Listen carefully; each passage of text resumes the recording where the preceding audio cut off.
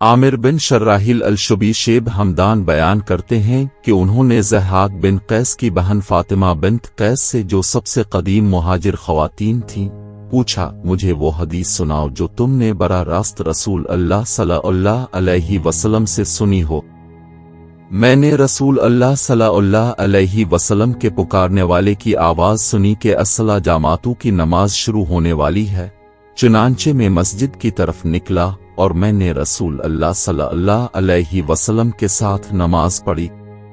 मैं ख्वातीन की इस सफ में थी जो लोगों के सबसे करीब थी। जब रसूल अल्लाह सल्लल्लाहु अलैहि वसल्लम नमाज से फारिग हुए तो आप मिंबर पर बैठ गए और आप मुस्करा रहे थे। आप सल्लल्लाहु अलैहि वसल्लम ने फरमाया, हर शख्स को इसी जगह रहने दो जहां इसने नमाज पढ़ी थी। फिर इसने कहा, क्या तुम जानते हो कि मैंने तुम्हें क्यों इकट्ठा किया? उन्होंने कहा कि अल्लाह और उसका रसूल सल्लल्लाहु अलैहि वसल्लम बेहतर जानते हैं। उसने कहा, अल्लाह की कसम, मैंने तुम्हें किसी अच्छी बात या किसी खौफनाक खबर के लिए नहीं बुलाया।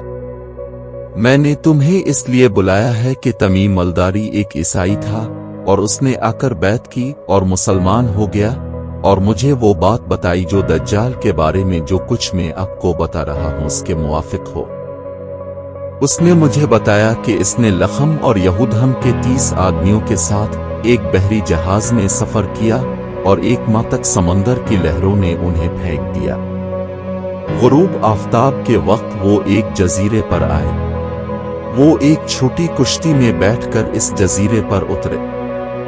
उनकी मुलाकात एक दरिंदा से हुई जिसके बाल बहुत थे और वो इसके चेहरे को उसकी पीठ से अलग नहीं कर सकते थे क्योंकि वो बहुत बालों वाला था। उन्होंने कहा, अफसोस, तुम क्या हो? उसने कहा, मैं जस्सासा हूं। उन्होंने कहा, जस्सासा किया है? इसने कहा, लोगों, खानका में इस आदमी के पास जाओ क्योंकि वो तुम्हारे बारे में जानने का ख्वाहिशमंद है।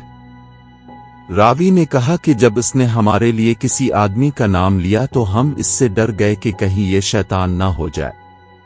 फिर हम भागते हुए रवाना हुए, यहां तक कि हम इस खानका में पहुंचे जहां हमने अब तक का सबसे बड़ा आदमी पाया, जिसके हाथ गर्दन से बंधे हुए थे और उसकी टांगें घुटनों से टखनों तक लोहे की बोहे से जकड़े हुए थे, जंजीरों में जकड़े हुए थे। हमने कहा, तुम पर अफसोस, तुम कौन हो? उसने कहा, तुम्हें मेरे बारे में जल्द ही पता चल जाएगा। मुझे बताओ तुम कौन हो? उन्होंने कहा, हम अरब के लोग हैं जो जहाज पर सवार हुए, लेकिन समंदर जंगली हो गया और 1 माह तक मौजें हमें उछालती रही। फिर वो हमें अब के इस जजीरे पर ले आए। हम कश्तियों पर सवार होकर इस जजीरे पर उतरे। हमारी मुलाकात एक दरिंदा से हुई जिसके बाल बहुत ज्यादा थे और हम उसकी पुश्त से इसका अगला नहीं बता सकते थे। हमने कहा, तुम पर अफसोस, तुम क्या हो? उसने कहा, मैं जस्सासा हूं। हमने कहा, जस्सास किया है? इसमें कहा गया, खानका में इस आदमी के पास जाओ क्योंकि वो तुम्हारे बारे में जानने का ख्वाहिशमंद है। बस हम दौड़ते हुए आपके पास आए और हम वहां से भाग गए क्योंकि हमें यकीन नहीं था कि ये शैतान है। उसने कहा, मुझे बीसान के खजूर के दरख्तों के बारे में बताओ। हमने कहा, आप उनके बारे में क्या जानना चाहते हैं?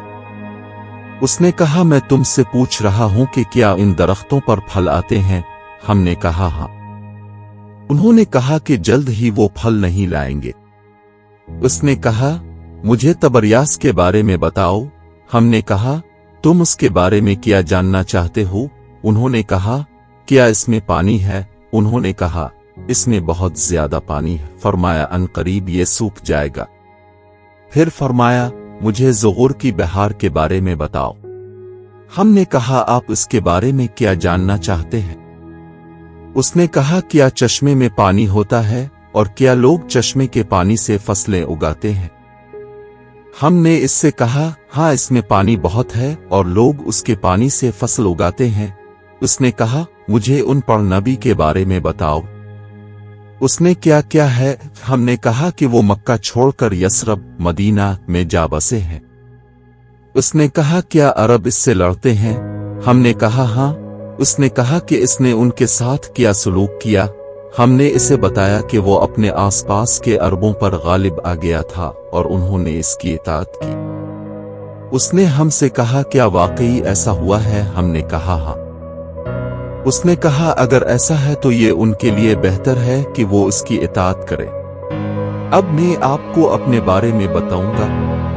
میں دجال ہوں اور عنقریب مجھے ظہور کی اجازت دی جائے گی، اس لیے میں زمین پر سیر کروں گا اور کسی بستی کو نہیں چھوڑوں گا، لیکن مکہ اور مدینہ کے علاوہ 40 راتیں رہوں گا۔ یہ دونوں مجھ پر حرام ہیں۔ جب بھی میں ان میں سے کسی ایک میں داخل ہونے کی کوشش کروں گا تو مجھے ایک فرشتہ ملے گا جس کے ہاتھ میں تلوار ہوگی جو میرا راستہ روکے گا، اور ہر راستے پر فرشتے اس کی حفاظت پر مامور ہوں گے۔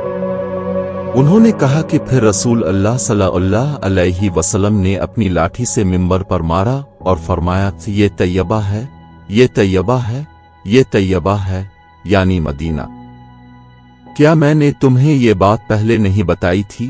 لوگوں نے کہا کہ ہاں نبی صلی اللہ علیہ وسلم، مجھے تمیم کا قصہ بہت پسند آیا کیونکہ یہ اس بات سے متفق ہے جو میں آپ کو اس کے بارے میں اور مکہ اور مدینہ کے بارے میں بتاتا تھا، لیکن وہ بحیرہ شام، بحیرہ روم میں ہے، بحیرہ یمن، بحیرہ عرب نہیں بلکہ وہ مشرق میں ہے، وہ مشرق میں ہے، وہ مشرق میں ہے۔ اور اس نے اپنے ہاتھ سے مشرق کی طرف اشارہ کیا۔ اس نے کہا میں نے یہ بات رسول اللہ صلی اللہ علیہ وسلم سے یاد کی۔ اللہ ہمیں اپنے حفظ و امان میں رکھے، آمین۔